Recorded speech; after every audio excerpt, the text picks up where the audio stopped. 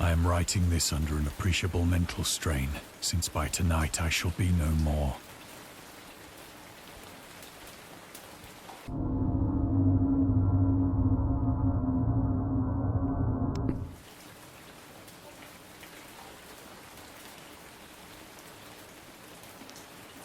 Penniless, and at the end of my supply of the drug.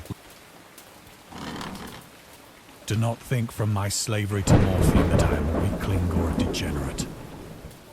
When you have read these hastily scrawled pages, you may guess, though never fully realize.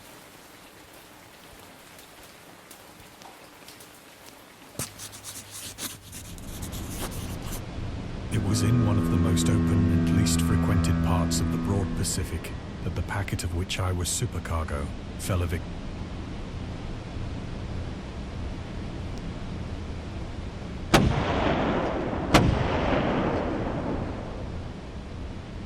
The Great War was then at its very beginning, and the ocean forces of the Hun had not completely sunk to their later degradation. So that our vessel was made a legitimate prize, whilst we of her crew were treated with all the fairness and consideration due us as naval prisoners.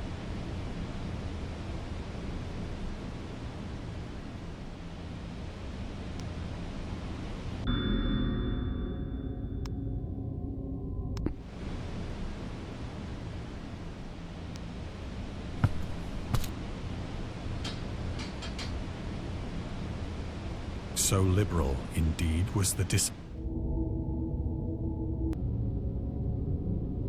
of our captors that 5 days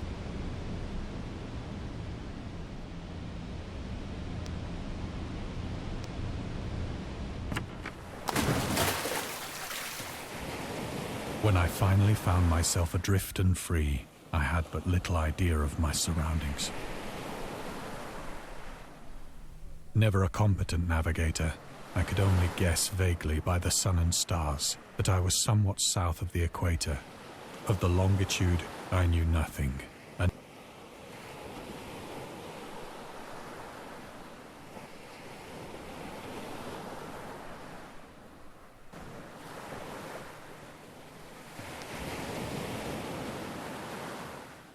the weather kept fair, and for uncounted days I drifted aimlessly beneath the scorching sun, waiting either for some passing ship or to be cast on the shores of some habitable land.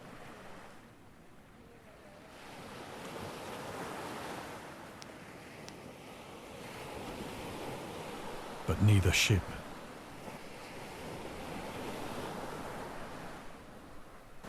The change happened whilst I slept.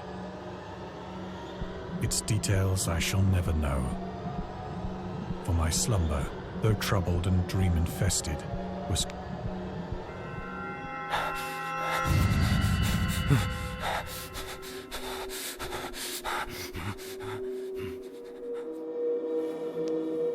when at last I awoke, it was to discover myself half sucked into a slimy expanse of hellish black mire, and in which my boat lay grounded some distance away.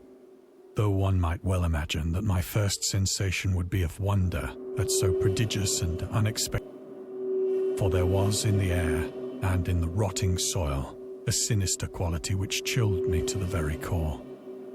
The region was putrid with the carcasses of decaying fish and of other less describable things. Perhaps I should not hope to convey in mere words the unutterable hideousness that can dwell in absolute silence. There was nothing within hearing and nothing in sight save a vast reach of black slime. The sun was blazing down from a sky which seemed to me almost black in its cloudless cruelty, as though reflecting the inky marsh beneath my feet.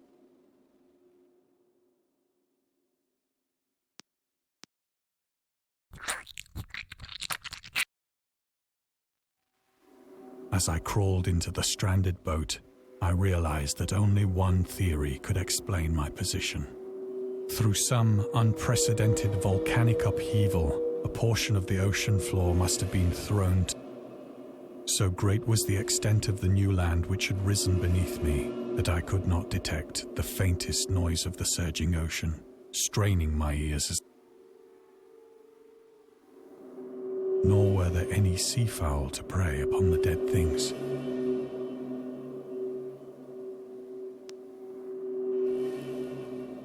For several hours I sat thinking or brooding in the boat, which lay upon its side and afforded a slight shade as the sun moved across the heavens.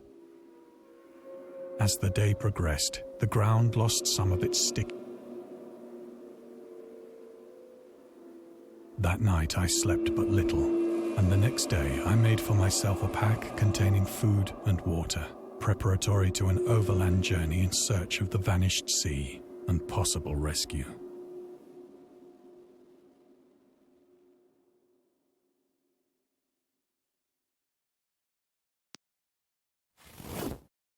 On the third morning, I found the soil dry enough to walk upon with ease.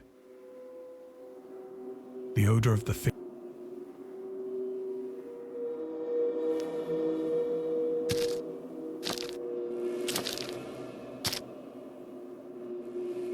all day I forged steadily westward, guided by a faraway hummock which rose higher than any other elevation on the rolling desert.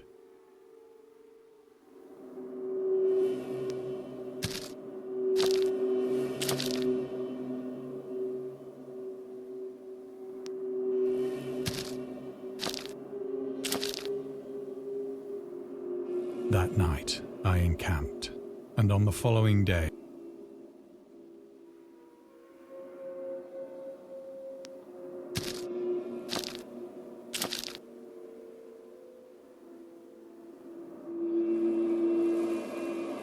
by the fourth evening, an intervening valley, too weary to ascend, I slept in the shadow of the hill.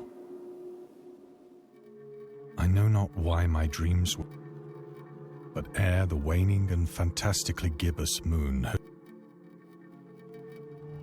I was awake in a cold perspiration, determined to sleep no more.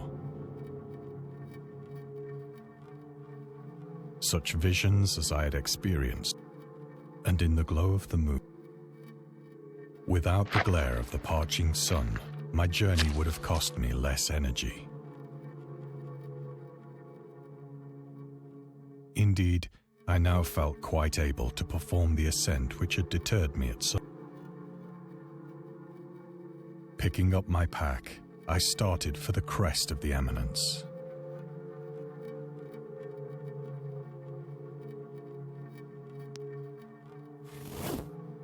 I have said that the unbroken monotony of the rolling plain was a source of vague horror to me, but I think my horror was greater when, whose black reef I felt myself peering over the rim into a fathomless chaos of eternal night, through my and of Satan's hideous climb as the moon climbed.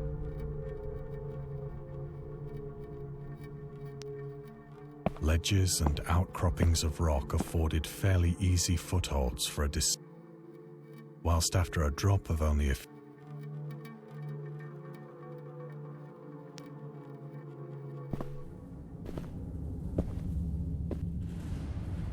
urged on by an impulse which I cannot definitely analyze.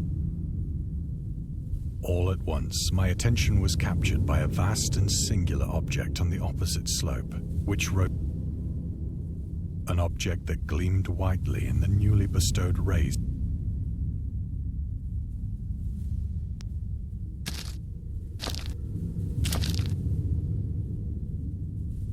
That it was merely a gigantic piece of stone. But I was conscious. A closer scrutiny filled me with sensations I cannot express. For despite its enormous magnitude, I perceived beyond a doubt that the stranger, whose massive bulk, dazed and frightened,